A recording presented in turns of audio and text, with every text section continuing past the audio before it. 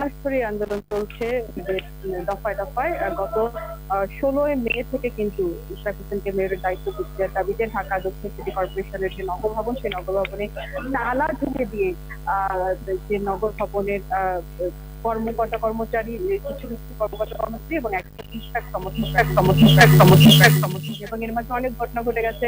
High court আবার appeal বিভাগ আবার রায় দিয়েছে।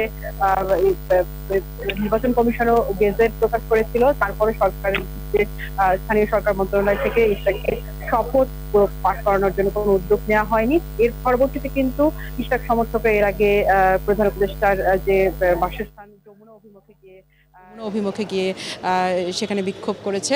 তারপর তারা নতুন নতুন কর্মসূচি দিয়েছে। আজকে ইশরাক হোসেন কিছুক্ষণ আগে এখানে সাংবাদিকদের ব্রিফ করেছেন। তিনি এসেছিলেন এই বিক্ষোভ সমাবেশে যোগ দিয়ে। তিনি ঢাকা দক্ষিণ সিটি কর্পোরেশনের যে মশক নিধন কর্মসূচি এবং বর্জ্য ব্যবস্থাপনার বিভাগে যারা কর্মরত আছেন তাদের সাথে কথা বলেছেন এবং ঢাকা দক্ষিণ সিটি কর্পোরেশনের মেয়র হিসেবে তিনি কিন্তু এই যে মশক নিধন কর্মসূচিতে ভবিষ্যতে কি কি করা যায় সেই ব্যাপারে আলোচনা করেছেন এবং তিনি বলেছেন যে আন্দোলন এবং ইশরাককে শপথ পাঠ না করানোর জন্য যে ঢাকা দক্ষিণ সিটি কর্পোরেশনের যে কার্যক্রম বন্ধ আছে, সেই কার্যক্রম বন্ধ থাকলেও জরুরি যেসব কার্যক্রম, জরুরি যেসব সেবা, সেই সেবাগুলো চলবে এবং জরুরি সেবাগুলোকে আরও ত্বরান্বিত করার জন্য মশক নিধন কর্মসূচি, বর্জ্য ব্যবস্থাপনা কর্মসূচির সাথে জড়িত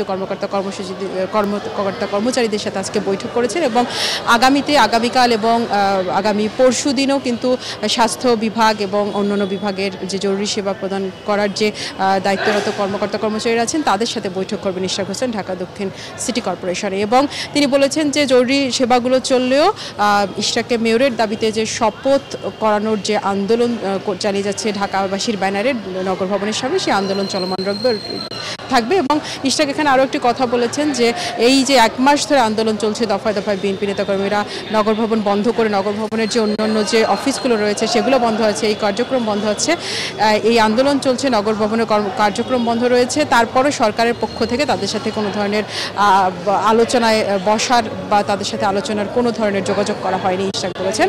তাই তারা আন্দোলন চালিয়ে যাবে এবং ঢাকা দক্ষিণ সিটি কর্পোরেশনের যে বাসিন্দাদের যাতে যে ডেঙ্গু মশা সহ অন্যান্য বর্জ্য ব্যবস্থাপনা নিয়ে যাতে কোনো দুর্ভোগ পোহাতে না হয়, সেই জন্য পরবর্তী তারা দায়িত্ব পালন করবে।